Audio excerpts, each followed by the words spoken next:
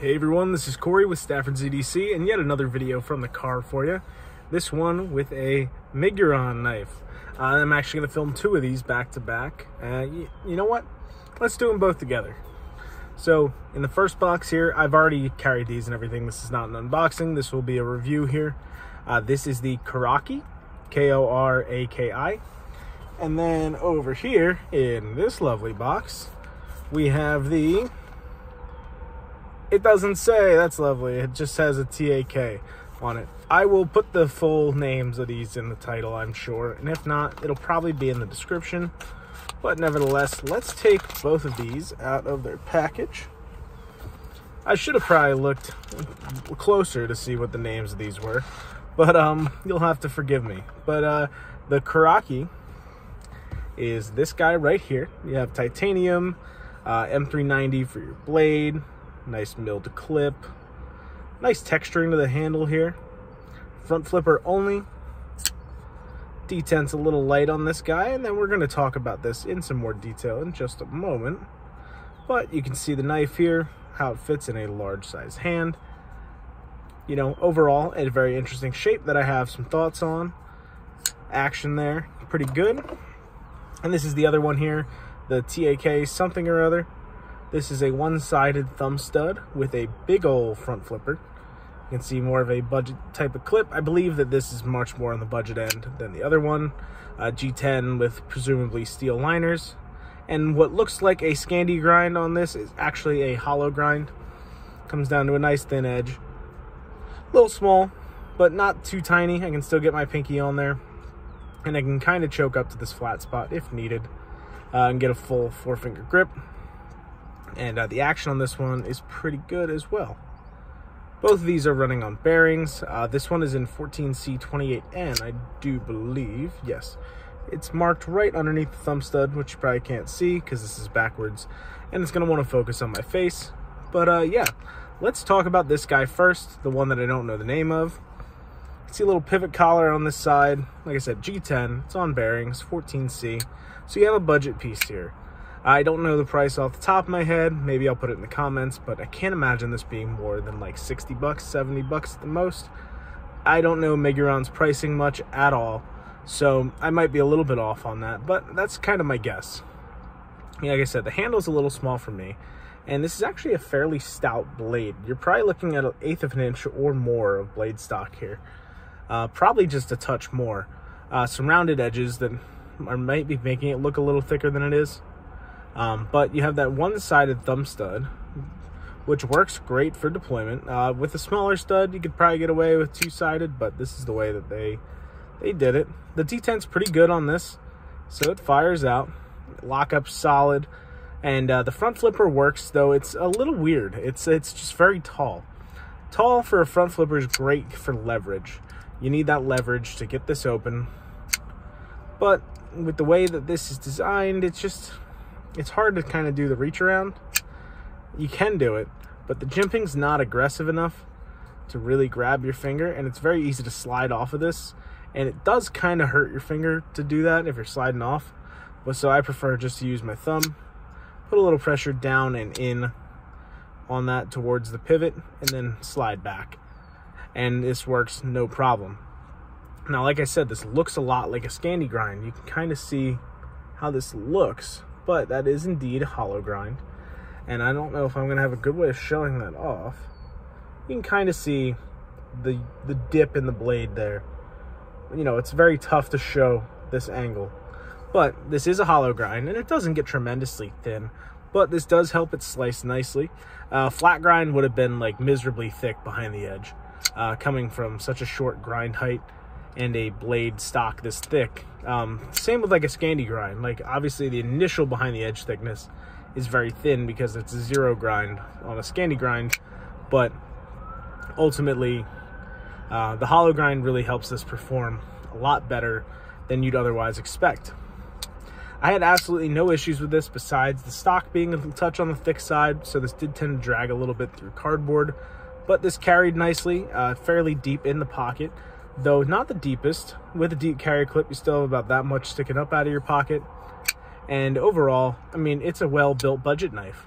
Not much more that you can ask for. for, I'm sure, a fairly low price. This is pretty good. Now let's move back on to the Koraki.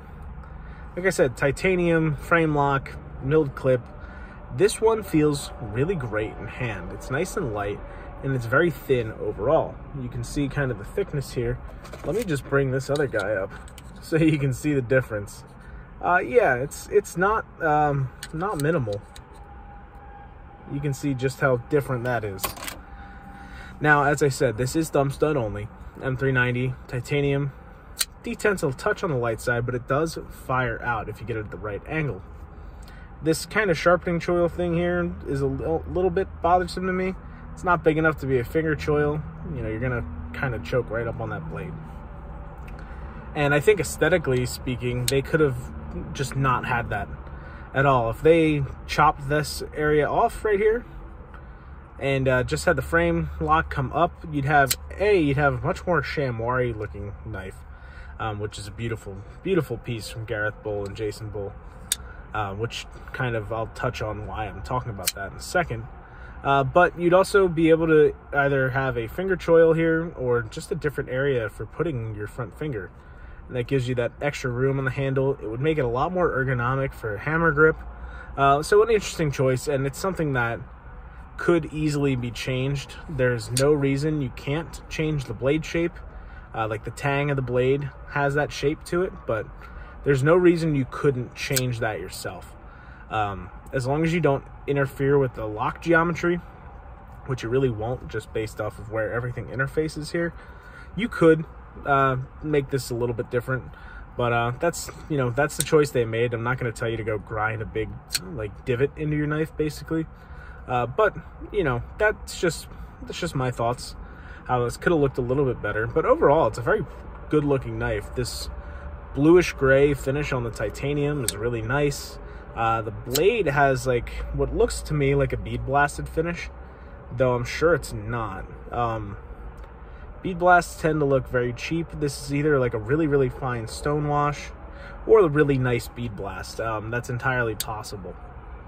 Now, why I'm talking about the Gareth Bull chamois is that, this front flipper is quite similar to what they would use, although this would be squared off. And you'd have a little bit more jimping going across the top. And then that blade shape, this crowned spine with a slight swedge, drop point blade, is so iconic of the chamois. And I think that's probably where Miguron got the inspiration for this. I'm not sure if there's a designer behind this at all, but I can see a lot of the DNA of the chamois in this knife. You have a thin blade with a flat grind, I believe. Maybe it's a hollow grind. Looks to me like a hollow grind. No, but it feels like a flat grind. So let's call it a flat grind. It gets pretty thin behind the edge. Overall, the ergonomics on this were really good. I will say it's a little thin overall, so a hammer grip wasn't the most comfortable to use over time when cutting through cardboard, but sticking in that saber grip, you can see how the pointer finger kind of locks into that groove right there.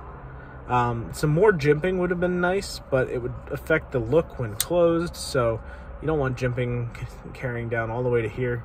So I understand why it's not there, but a little something would be nice. Or like I said, this being cut out more would make this lock in your hand really well. But as it stands, the ergos are pretty solid, and you can get nice up on the spine with your thumb and cut right through whatever it is that you're trying to get through. Yeah, overall, a very nice knife. And this has been my first experience with Miguron, and I know a lot of people really like what they're doing. And I can understand why. Their knives, from my understanding, aren't ridiculously priced. The build quality feels really good. And the action is good. The detent, maybe, like I said, a touch light, but those are things that you can kind of adjust on your own. Yeah, nevertheless, great blade shape. I mean, I love the look of this blade, and the performance is great as well. A thin flat grind will cut, wonderfully, especially leading up to a crown spine with a swedge. Too, it stays and keeps things nice and thin. Less material to drag. That's always a great thing. Geometry, more important than anything else when it comes to a blade. So I always appreciate seeing that done well on knives, especially coming out of companies that I'm not familiar with, because it's just showing that companies that, even if they're newer, like Miguron is, they're approaching things the right way, which is great to see. So that is the Miguron Koraki, as I got to check here, and then the Something Else by Miguron. I hope you guys enjoyed hearing my thoughts on these. Like I said, they're great performers, both of them. This one's certainly a little thicker behind the edge, maybe better for harder use tasks, but this guy is a great everyday carry piece and slices extremely well. And that's it from me today. Hope you guys enjoyed hearing everything about these knives. Let me know what you think about Miguron knives down in the comments. If there's more getting passed around, I will certainly check out more. But until then, that's going to be it from me. So thank you guys so much for watching, and enjoy the rest of your day. Take care.